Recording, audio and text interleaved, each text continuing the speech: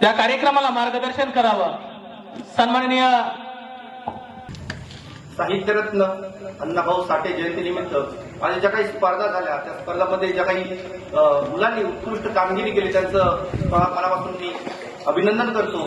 आज या व्यासपीठावर असलेले सर्व मान्यवर, त्याचबरोबर जर बघितलं डॉक्टर बाबासाहेब आंबेडकर, अण्णाभाऊ साठे सर्वांना मी मनापासून वंदन करतो. आणि निश्चित मला हा जो काही राज्यस्तरीय पोलीस गौरव पुरस्कार दिला वीर फाउंडेशनचं मी मनापासून आभार व्यक्त करतो. आज मला इथं आणि मी समाज सुधारकांना जर फॉलो करत असताना मला काही गोष्टीच्या लक्षात आल्या की समाज सुधारण्यासाठी समाजातील प्रमुख समस्या माहिती असणं गरजेचं आहे. पोलीस खात्यामध्ये काम करत असताना 21 वर्ष पोलीस खात्यात काम करतोय. घरामध्ये माझ्या तिघजण पोलीस अधिकारी आहेत, परंतु पोलिसांच्या समस्यावरती मी काम करत जर बघितलं 26/11 सारखा प्रसंग असेल त्या प्रसंगामध्ये मी काम केलेलं आहे. आज 26/11 ही मोठी संकट आपल्यावरती एक असं दुर्घटना घडली होती, त्यात मी काम केलं. त्यानंतर कमांडो नंतर मला एक चांगली संकल्पना मिळाली की गडचिरोली सारख्या ठिकाणी काम केलं. आणि त्यानंतर मी बघितलं आणि मग मी काही समाज सुधारण्याची पुस्तकं वाचली आणि समाजातील काही प्रमुख समस्या माझ्या लक्षात आल्या. त्यातल्या प्रमुख समस्या आहेत त्यामध्ये आपल्या समाजामध्ये सगळ्यात मोठी समस्या आहे ती आरोग्याची. मित्रांनो, आज सगळ्यांना माहिती आहे की आरोग्य ही खूप मोठी समस्या आहे. कारण आज प्रत्येक व्यक्ती आरोग्याची जगत आहे.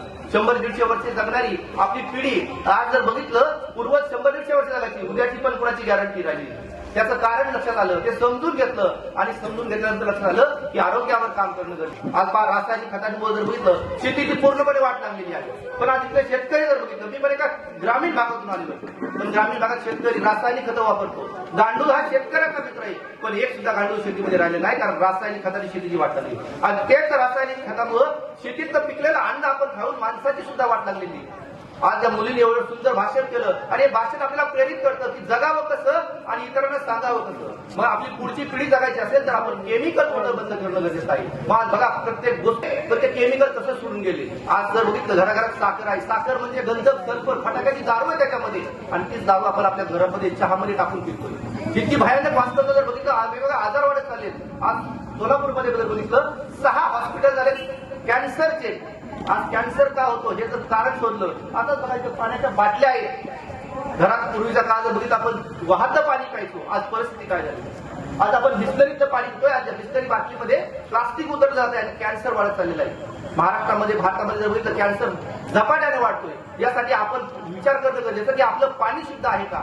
आज रासायनिक शेतकऱ्यांनी बंद करणं गरजेचं आहे. आज केमिकल प्रत्येक कुटुंबाने बदलणं गरजेचं आहे. म्हणून या सामाजिक संघटनेशी मी जोडलो गेलो आणि या संघटनेच्या वतीनं आज मला हा पुरस्कार मिळाला. आज माझ्या हितचिंतकांचा, माझ्यासोबत काम करणाऱ्या सगळ्यांचा मी मनापासून आभार व्यक्त करतो. आज सरांनी जर बघितलं एक फेसबुकला पोस्ट पाहिली आणि फेसबुकच्या पोस्ट माध्यमातून मला संपर्क केला. मित्रांनो, प्रत्येक व्यक्तीला आयुष्यामध्ये कधी ना कधी एक चांगलं काम करण्याची संधी येते, पण प्रत्येकासमोर 2 ऑप्शन असतात, चांगला आणि वाईट मार्ग निवडणं. चांगल्या मार्गावर जाताना काटे असतात, चांगल्या मार्गाने जाताना अनेक वेळा अडचणी निर्माण होतात, पण त्या अडचणीवरती जर आपण मात करून जर आपण पुढे निघालो तर निश्चित तो मार्ग यशाचा असतो. कारण चांगल्या वाटेवर चालणारे खूप कमी लोक असतात आणि तीच कमी लोक येणाऱ्या काळात देशाचं नेतृत्व, देशाला जर बघितलं चांगला मार्ग दाखवू शकतात. तर निश्चित मला ही संकल्पना समजली, मी समजून घेतली आयुर्वेदा काय काय आहे, ऑर्गॅनिक काय आहे. आणि याच्या माध्यमातून जर बघितलं आज मी 6000 पेक्षा जास्त लोकांच्या घरातलं केमिकल बदलू शकतो, लोकांना शुद्ध पाणी काय आहे ते देऊ शकलो. आणि त्याच माध्यमातून जर बघितलं इथिकल सक्सेस एज्युकेशन सिस्टम, या सिस्टमच्या माध्यमातून मी आज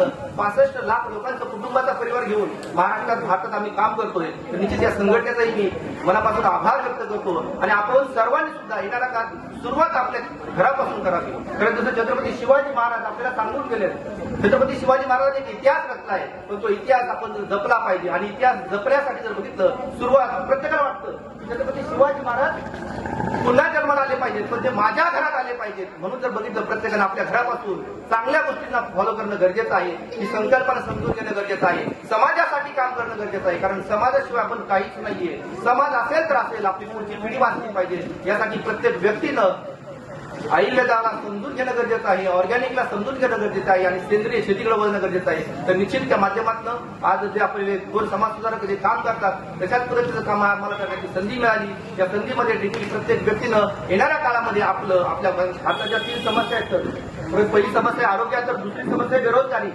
प्रचंड बेरोजगारी वाढत चाललेली आहे. इथून पुढच्या काळात जसं आपली मुलं शिकतात पण त्यांना नोकऱ्या आहेत का, या पण गोष्टी